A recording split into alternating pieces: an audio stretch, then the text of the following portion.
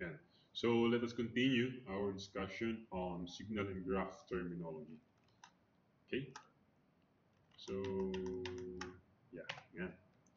So basically, let us study more technically about on signal. Okay. A signal, oops, ito. A signal is a description of how one parameter is related to one parameter or to the other parameter. For example, the, the most common type of signal in analog electronics is voltage, the y-axis, in relation to time or with respect to time. Okay? O dito, voltage that varies with time. So every time na may impulse, tinatawag, using the analog voltage, over time, magkakaroon siya ng wave na tinatawag. Meron siyang uh, particular frequency na napoproduce with respect to time and using the voltage. Okay? Also, it is a function of an independent variable such as time, distance, position, temperature. So later on, we will discuss its about tamang term doon. The function of time with respect to time, or in this kind of example, oscillating sine wave, the amplitude with respect to time. So meron diyang formula, time is equal to 1 over the frequency. So A is amplitude, F is frequency, and T is the period or time. Anyway, capital T is for period, small t is for time. Okay. So uh, in a sine wave, every portion of that has value. Anyway, let us study it later on. So again, signal is a description of how one parameter is related to one another, to another parameter. So for this example, again, voltage related to time, okay? And also a function of an independent variable such as time, distance, position, and temperature. Okay? I have here my notes in case. So next is, ano ba ang characteristic or technical description ng signal? Ano ba mga parts ng signal? Okay? Meron dito, kung naalala nyo pa yung Cartesian plane, yung X and Y, it is the same thing that we will use here sa signal. Okay? You have the y-axis, in this example, A, amplitude, the x-axis, the time, and the rest is the crest, the trough, and wavelength, and the hertz. Okay? So, the, ang tawag dito? The unit for time is hertz. Okay? Anyway, let us focus on this slide muna. Okay? Amplitude A, amplitude A is the peak of deviation of the function from zero. So ito, amplitude from function zero. Okay? Amplitude. Wavelength, represented by gamma or lambda, I think. The wavelength of a sine wave can be measured between any 2 points with the same phase, such as between crest. So this is a wavelength. Okay? From between crest on top, yeah, crest, and trough on the bottom. Yeah, it's a wavelength. Okay, so that's wavelength measured between 2 points with the same phase, such as between crests on top and troughs on the bottom. Okay, frequency. Okay, F F wala F yan. Anyway, frequency F, the number of oscillations or cycles that occur each second of time. Yeah, it is measured in hertz,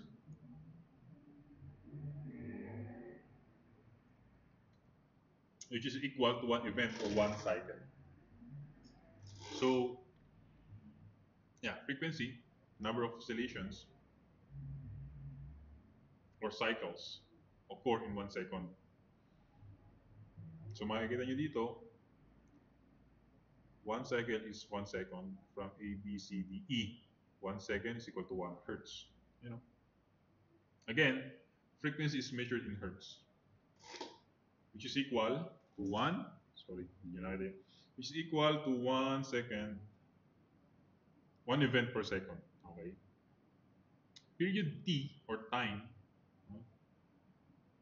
for cyclical phenomena such as oscillation waves or, for example, for simple harmonic motion, the term frequency is defined as the number of vibrations per unit time.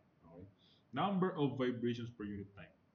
And cycle, a continuous sine wave, okay, composed of several repeating parts called cycles. Point A, B, C, D, E comprise one complete cycle. Have a maximum value above and a maximum value below the reference line of the function of time. Okay? So sabi dito, points A, B, C, D, E is complete cycle. You cannot say na complete cycle A, B, C lang. Kasi, ang meron palang maximum value is yung B. Itong A, B, C. Paano kung saka pa lang siya maging one complete cycle or one complete cycle kung meron na siyang maximum value sa baba. And na-meet niya na rin yung reference value. So in this example, A, B, C, D is one complete cycle.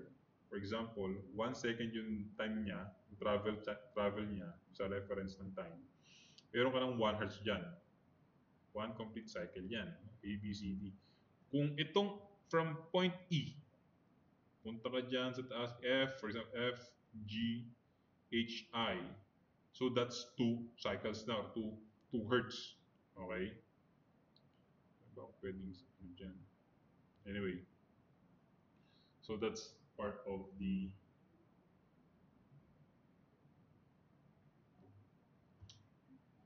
wavelength.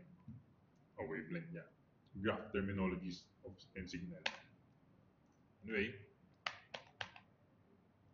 So let us continue on analog and digital signals. Okay. So we have continuous signals. Pa-convert mo siya into discrete signals. From discrete signals, papuntang digital signals. So let us define each signals. Okay. Continuous signals, as represented by this picture, are signals that can take any value at any point in time, and are often represented by smooth, unbroken lines.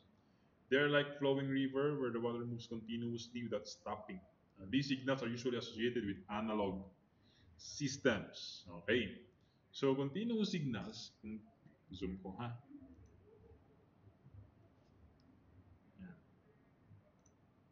Zoom ko dito. Sabi, continuous signals are signals that can take any value at any point in time. So kung kukuha ka dyan ng isang point D,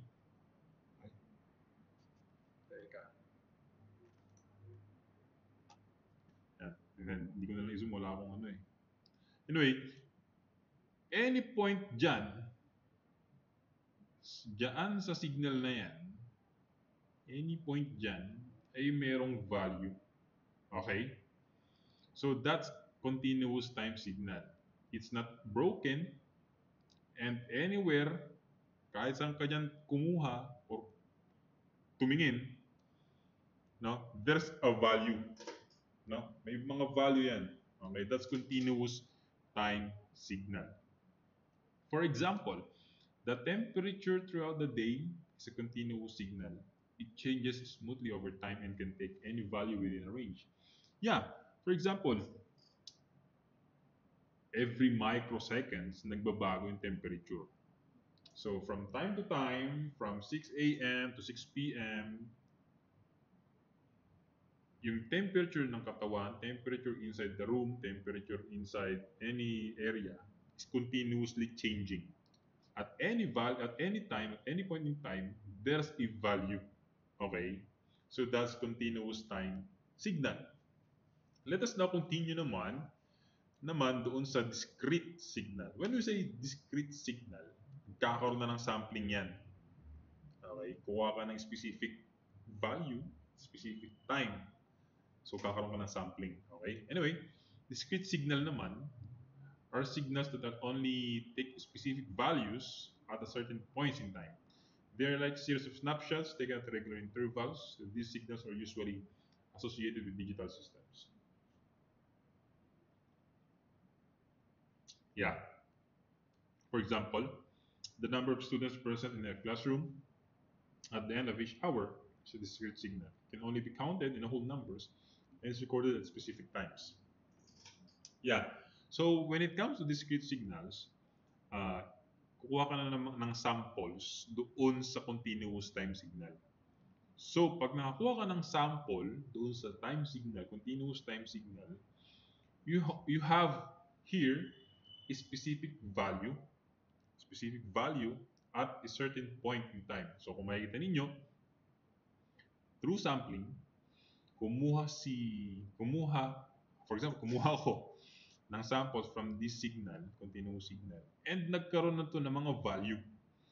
From this point up to this point, may value yan.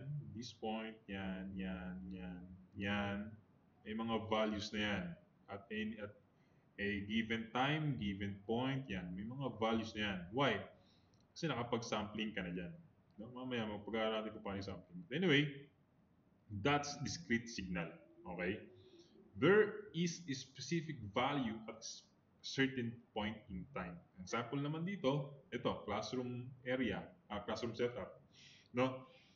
From 6 to 5, halimbawa 5 to 6, that's your time interval, 5 to 6, meron kang 12 students. Then, after ng 5 to 6, 6 to 7, meron kang 5. So that's discrete. Specific time, 5 to 6, meron kang number of ganito, may value ka. Okay? So you have value with respect to time. 10 students during 5 to 6. So that's discrete signal. That's the very best example that I can give you. Okay? Para hindi tayo medyo technical. So again, continuous signals are smooth and can be measured at any point in time. While discrete signals are measured at specific intervals and have distinct values. Okay. So let us now proceed with digital signal naman. Ano naman tong digital signal? Okay. So digital signal is a type of signal that represents data as a series of discrete values. Okay. Typically, you are using binary codes here, zeros and ones. Okay. Digital signals have specific values at specific intervals. This makes them easier to store, process, and transmit without losing quality. Okay. Example, think of a digital signal like a light switch that can only be on or off when you send a message from one computer to another. The information is broken down into a series of zeros and ones, often on states, which are then transmitted and reconstructed into the original message on the other side. This is how data is sent over the internet, stored on devices, and processed by computers. Okay, so after you get the samples of the analog signal, you can now quantify these signals and convert it into digital formats of digital signals. No? When converting digital signals from discrete signal, no, you are typically converting these values into binary codes. Okay? These binary codes are zeros and one. Alam ko naman na to, alam nyo naman na to eh. First year pa lang kayo, alam nyo na yung digital signal is only ones and zeros. No? Yeah. So making them easier to store, process, and transmit without losing quality. So in this example, these are on and off. As you can see, these digital signals represents ones and zeros or on and offs. So each point each point here in this diagram has a specific value at specific time. Okay, you know, have a specific and fixed values, specific intervals. Okay, yung point na yan, point na yan, point yan. So in the function of time with respect to time, here are, or here is the value for each digital signal. One, 1, 0, 1, ganyan. Yan, okay? So that's digital signals. Okay?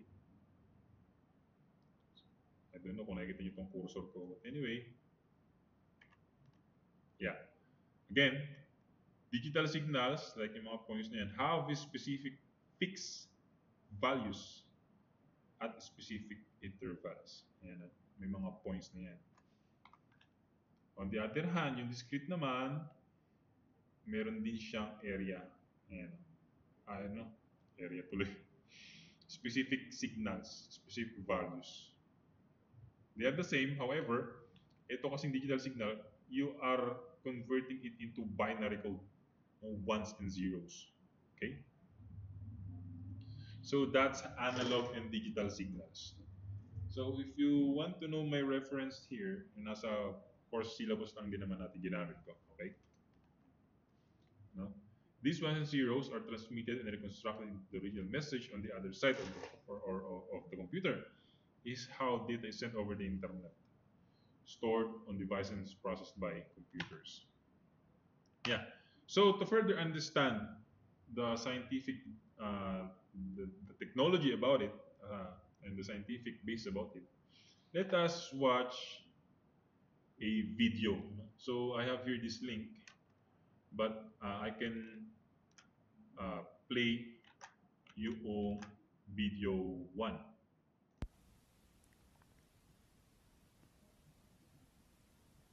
All right, so in this set of videos, we're going to work through this list of signal properties. The first property that we're going to talk about is continuous time and discrete time signals. So what is a continuous time signal? What is a discrete time signal in terms of their core definitions? A continuous time signal is a signal that is specified for all points in time.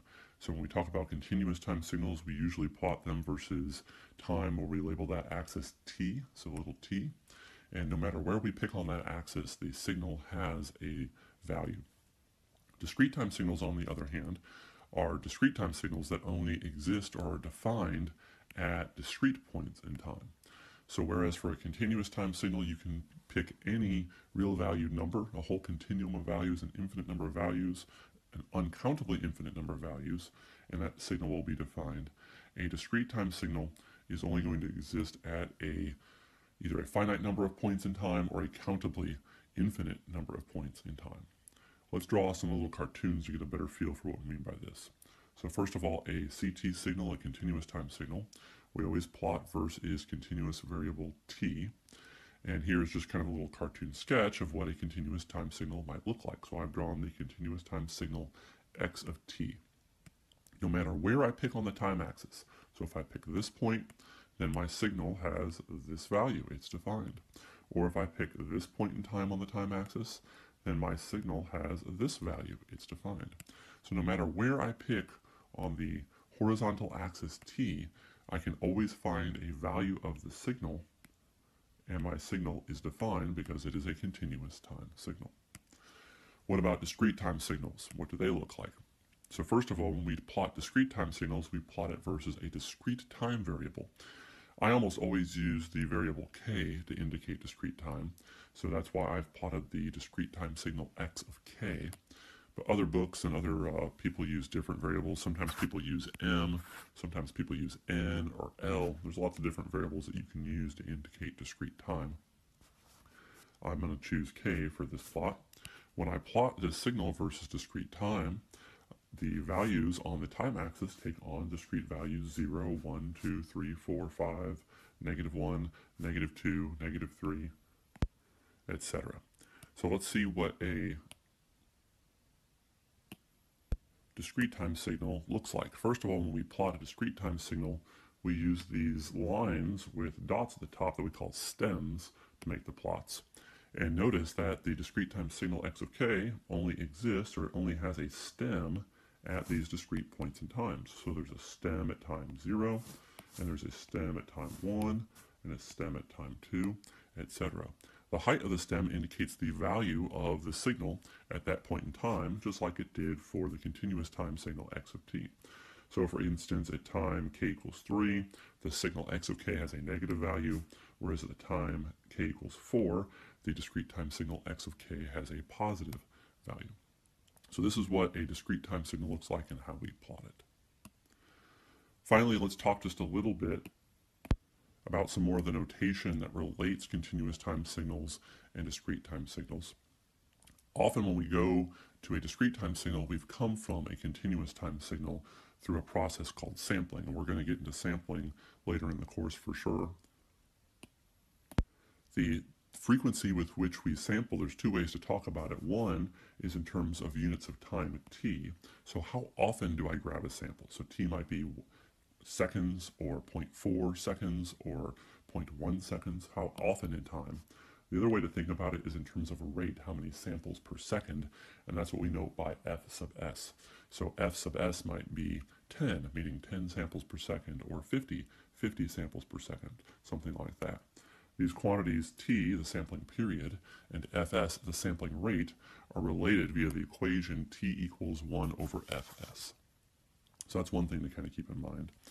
Another thing to know about discrete time signals is really they're just a list of numbers. We can just write down a discrete time signal often when they are finite in length because there's only a finite number of values that we need to write down.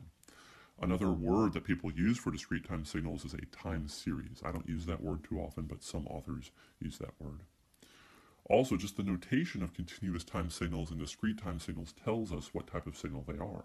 We always use parentheses for continuous time signals, x of t, and we always use these brackets for discrete time signals. So when I wrote down the discrete time signal in the previous plot, I used x of k, and that right away told you it was going to be a discrete time signal. Finally, let's talk about how on kind of pen and paper we can go from continuous time to discrete time and back again. So just with a little example here, let's say I have a continuous time signal f of t, which is equal to e to the minus t. So this, as time gets large, is a decaying signal. And let's say I want to turn it into a discrete time signal by sampling it every 0.1 units of time. Well, the way I can do that is by simply replacing the continuous time variable t with the quantity kt, where t is capital T right here, right? So what that does is it replaces the continuous time variable t with increments of discrete time capital T, because k always takes on integer values. So if I do that, if I actually replace this t with kt, I end up with this signal right here. And for this particular example, I'm assuming that the sampling period, capital T, is 0.1, so I end up with this signal right here after I've done that algebraic substitution, e to the minus 0.1 k. I now have a quantity that's only a function of time k, so I've actually created the discrete time signal f of k. And my discrete time signal f of k is this signal right here. When I plot this discrete time signal f of k, I would plot it versus k. K equals minus 2, minus 1, 0, 1, 2, 3, etc. But note, really behind the scenes, the t and the k are kind of linked to each other via the equation little t equals kt.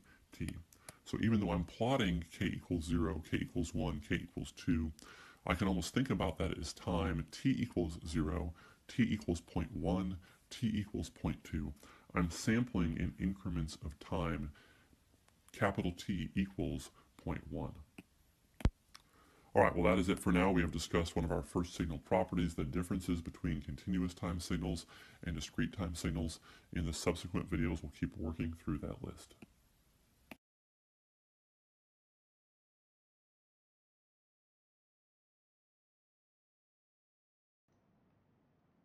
Yeah.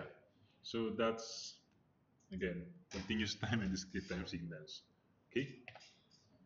So let us now continue our study on frequency. Okay? So frequency, ito na, no? Kanina, mababasa ninyo, we have here an independent variable time at the same time in a function of time or any dependent variables. Okay? Okay, ito nakabagta dito. So the vertical axis the Y, vertical, no? May represent voltage. No? Sa makita nyo kanina example natin, it is commonly represented as Y, or voltage pala should I say. No? Light intensity, sound pressure, and an infinite number of other parameters. No? Since we don't know what it represents in this particular case, we will give it the generic label amplitude. So kung nakita nyo kanina sa isang slide natin, A, amplitude, ang nakalagay amplitude. No? The parameter is also called several other names as the y-axis. Okay, excuse me. So the dependent variable, on the other hand, is the range and the ordinate. No? The horizontal axis, this one, represents the other parameter, no, of the signal, such by names as the x-axis or the independent variable, or the domain. No? And the abscissa. Time is the most common parameter here that appears on the horizontal axis. No? However, other parameters are used in specific applications. So for this particular subject, signals and sensors. So amplitude will our independent variable, or the x-axis, or the this one, to, horizontal x-axis, will be time. No? T. Yeah. It's our dependent variable. Okay. And on the y-axis, it's currently, depending on our usage, it is amplitude or voltage or uh, any parameters that we can use. Okay. But for this particular example, no, ang ginawa ko rito, where we are using the function of time with respect to time. Okay. Again, the x-axis is our independent variable and the y-axis our dependent variable. Okay. Time is the most common parameter here. So t, time. So on the other hand, pag wala tayo dito, is generic, so amplitude. Okay. Excuse me. In DSP, pay particular attention to the word domain. No? It is very widely used here. So for instance, a signal that uses time as an independent variable, ito, is the time domain, x-axis, or the time domain. Independent variable, time domain, x-axis. On the other hand, independent variable is used as frequency domain, function of t, okay, y-axis, or the frequency domain. Okay. So let us now continue on amplitude modulation. Okay. So later, meron tayong mas simplified presentation sa AM modulation, but siyempre kailangan natin technically understand ano ba to. Okay. Amplitude modulation, okay, is a technique used to transmit information via radio waves by varying the amplitude of the carrier, okay, in proportion to the information signal being sent, while the frequency of the carrier have remained constant. Okay. So we have here the sample of amplitude modulation. Here is the carrier signal. Commonly, basically, carrier signal has higher frequency. Carrier signal yan. Dikit na yan, higher frequency yan. And while the other one is the voice signal, for example, meron siyang lower frequency. Enveloped, ayan, envelope. Kumbaga kasi, pag makita nyo yan, yung frequency AM modulation na yan, para siyang nag-mirror, naka-envelope yan pag nag-transmit ng data, nag-transmit ng signal. Okay? So this frequency, the voice in the carrier signal is being contained or enveloped in this kind of situation of presentation, then being transmitted over time. Okay? So how it works? This carrier signal is a high frequency signal that is used to carry the information. It has constant amplitude and frequency. So this is the carrier signal. And the modulating signal contains the information you want to transmit as voice or music signal. Ito yan. The modulated signal, naman, carrier signal's amplitude is varied in line with the information signal, creating new signal that can be transmitted over long distances. So these are now what you call modulated signal na. Itong carrier signal and itong voice signal, or in this case, information signal, is now being enveloped and being modulated and transmitted over time, over long distances. Okay? So that's AM, amplitude modulation. Okay? Across with respect to time domain. Okay? So medyo naguguluhan na tayo, no? Anyway, example. Imagine you want to send your voice over a long distance using a radio transmitter. Here's how it works. Let's say the carrier signal is a high frequency sine wave with a constant amplitude. Ito ulit. Ito yung example natin. Constant amplitude. Okay? Your voice is the information signal, which varies in amplitude as you speak. The way I speak. Okay? Then, the amplitude of the carrier signal is adjusted. I-adjust yan eh. Yung AM yung AM. Amplitude modulation. is adjusted. I-envelope niya yung signal. I-adjust niya according to the amplitude of your voice signal. When your voice is louder, the amplitude of the carrier signal increases. When your voice is softer, the amplitude decreases. Kung high pitch ka, plus yan, amplitude will go up, will increase. When you have softer voice, it will decrease. Okay, that's the idea how it's work, how it works. AM modulation.